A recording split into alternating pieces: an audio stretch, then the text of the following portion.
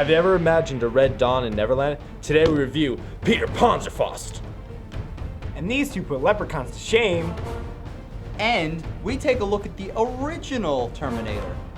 No, not that one. Here on Between the Panels.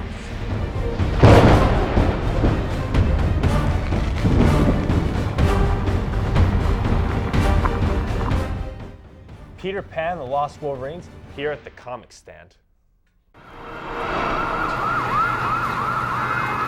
Really good book. I liked it. How'd you guys deal with it? Did you like it?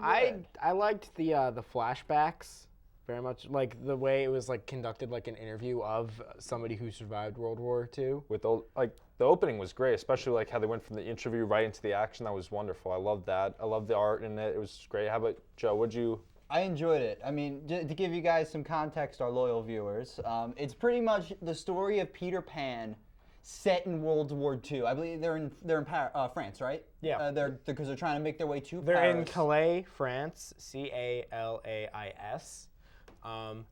And it had just been attacked by the German Blitzkrieg. And what happens is the main character is in an orphanage. When a shell hits the orphanage, out of the rubble you see Peter. They don't say his last name, so we just know it's probably Peter Pan. And he's sitting there all triumphant with his gun slung Leaping over all his over the shoulder, place, just kind of hanging out. And he's like, "So you guys just gonna sit there? You're gonna come with me?" And they go with him. Very adventurous. I do like, since it is based on Peter Pan, but they don't shove the references down your throat. No. I love subtle. the hook subtle. reference. The hook reference is cool. Okay. Do we want to spoil it or? I think Spoiler we alert. can. Okay, He it's spoils- Peter Pan, so everyone knows Captain Hook is in it.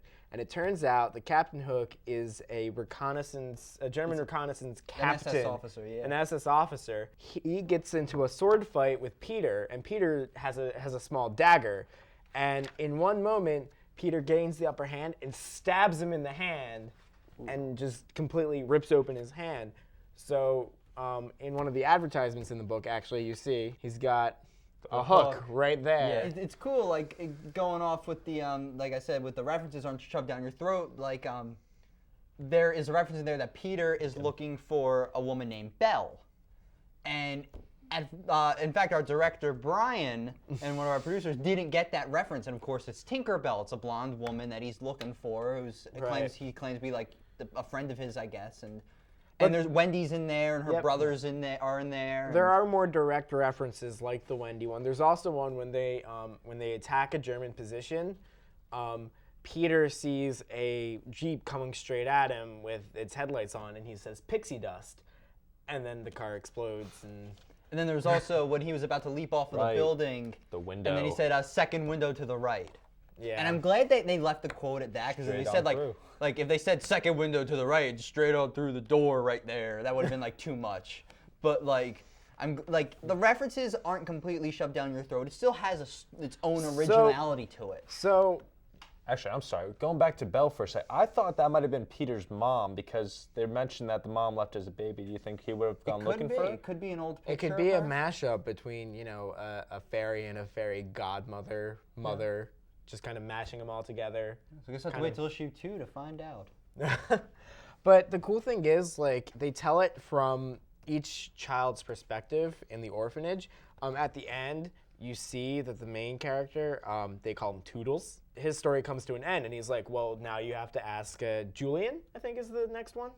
The curly-haired one. Julian, yes. Yeah, Julian. Julian is another orphan in the gang, and the next story, presumably the next story arc, follows the journalist interviewing him. Right. So it's interesting to see how it's like from their perspectives and never Peter's. Oh yeah, it's just like what they make of Peter. Because if you look at the original story too, it's kind of through the point of view of Wendy and everybody else, viewing Peter as this boy who never gets old, just adventurous, fun-loving, carefree guy, and that's kind of how this is. And I want to talk about the art. In it. Yeah. I like the art style. It's very straightforward American. It makes sense. Like, you can see everything clearly. Yes. It's all, it's not like last week we reviewed Spider-Man where like some faces look really deformed. Like I can't really stand that sometimes.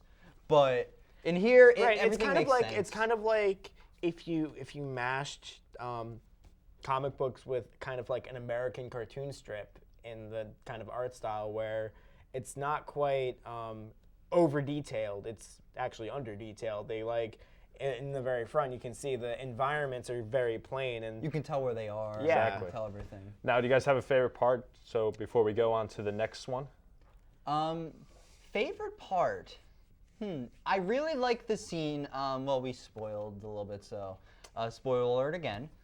It's the scene where one of the Lost Boys dies. Oh, that was your favorite was a scene? tough one. No, it's what happens after that. When they go to a motel, I think they're in Paris at this point. Right, And they the go to a motel and they're staying there. And Toodles is walking by Peter's room and he looks in and he sees Peter just throwing things and just angry and crying. And it shows that it's a different angle for Peter Pan, I think, because the traditional Peter Pan story is he's carefree, he's fun-loving. Nothing bad ever happens in Neverland to them.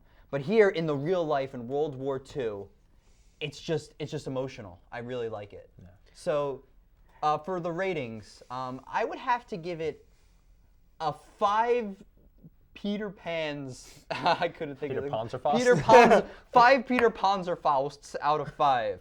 I really enjoyed it. I wasn't expecting much out of it, and it really blew me away. I love everything about it, and I cannot wait to pick up issue number 2. For a very modern but still true to the source kind of adaptation of Peter Pan, of a classic fairy tale, and bringing it into like the modern kind of light, I really loved it, and I loved just the art style, I loved all the characters, so I would give it a 4 pixie dusts out of 5. I like it. Tom? Well, I definitely loved the Captain Hook fight. I loved how they modernized it. I loved the whole story and how they did it. And I'm definitely going to have, well, because it's Green Mountain, I'm going to give it 5 lanterns out of 5. I'm not even related. I'll give it 5 hooks out of 5. There we go. But That's speaking of green, Oh, that's right. the next Danger Room is very green, and we'll see who they are when we come back.